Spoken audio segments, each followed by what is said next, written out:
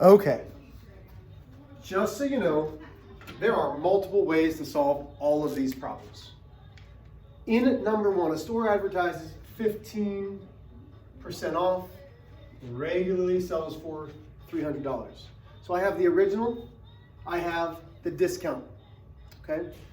First way to solve this, okay, and I saw a lot of people do it this way and I loved it. You can take 300, because it's saying, what is the sale price of the item? I'm sorry, I'm jumping ahead of myself. There's the bell. Perfect. When it's on sale, Students, if you have oh my Mrs. goodness. Beck's 6th hour, your Chromebook will be down in the lunchroom. Today, if you have Mrs. Beck's 6th hour, your Chromebook will be in the lunchroom. So a lot of people take 300, multiply it by 1500s, because we know 15% is 15 out of 100 or 1500s, and that left us with 45. Well, they knew that that was the discount. Okay? And then they said, okay, well, to find the sale price, they did 300 minus 45 to get $255. That is absolutely acceptable, okay? There is nothing whatsoever wrong with that methodology. So that's one way. Another way that I saw students doing it was setting it up as part over a whole. We don't know what part, we know what the whole price is, equals the percent over 100. This left us with 100x equals 4,500, I believe, but I'm going to double check it. So 300 multiplied by 15, yeah it is. And then I divide it by 100. And x then equals 45. Once again, doing it this way, we're just finding out what 15% is. So that's the discount again. Once we have that discount, that's where we're subtracting. Well, the way that I've shown you for a percent decrease, because it's a percent off, is not necessarily to try to figure out, well, is that the price that's the discount? Is that the overall price? I've said for decrease, we have original minus new divided by original equals percent over 100. So I've got 300 minus, well, we don't know the new price, divided by 300 equals the 15 over 100. Now, what I saw as the most troubling thing for most of us was the cross multiplication. That still gives me 4,500 equals. It was this cross multiplication that was troubling. 100 multiplied by all of this. Well, to show the all of this, we distribute 300 minus x. Distribute. Now I'm multiplying to everything. So I still have my inverse operation line. Equals 3,000, actually it's going to be 30,000 minus 100x. So I divide, or I subtract 30,000.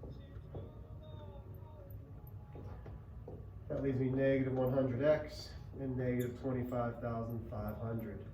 When I divide by negative 100, it leaves me with just the price. When I use that percent decrease, I don't have to worry anymore about adding or subtracting. So how is a 15% discount similar to a 15% decrease? Well, when I use my decrease formula, I don't have to subtract at all.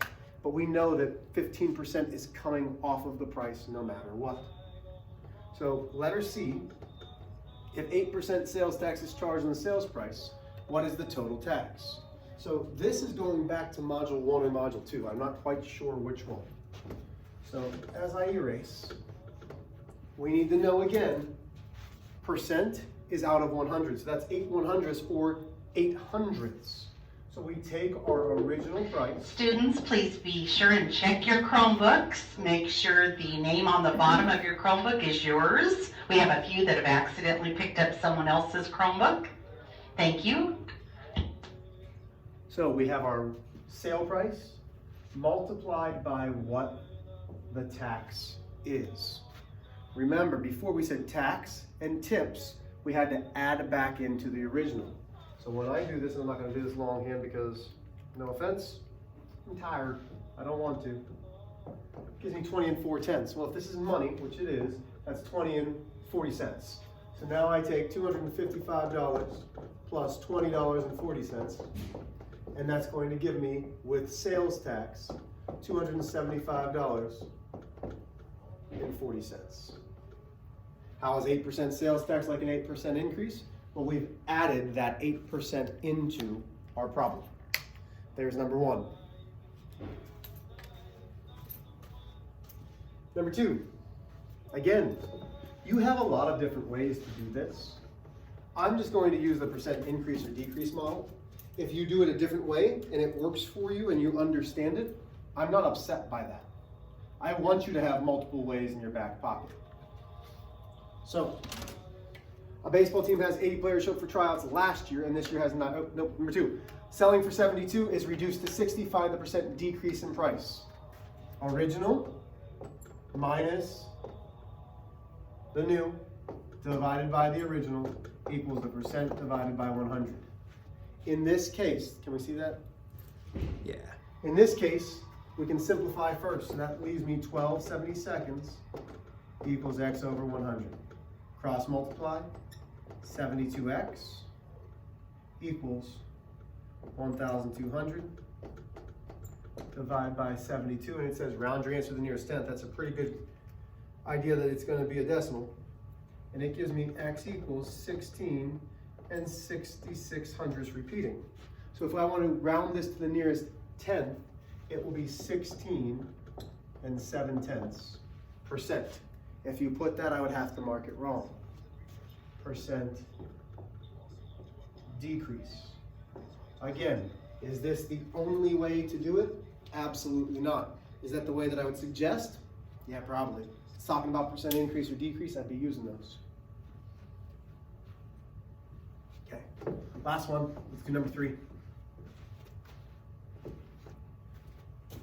Baseball team had 80 players show up for tryouts last year, and this year had 96 players show up for tryouts. Okay, find the percent increase. Now, increase is a little different because our new number is our bigger number. So it's new minus original divided by original. So we've got 96 minus 80 divided by 80. This is always back to the original. Equals, well, we don't know the percent out of 100.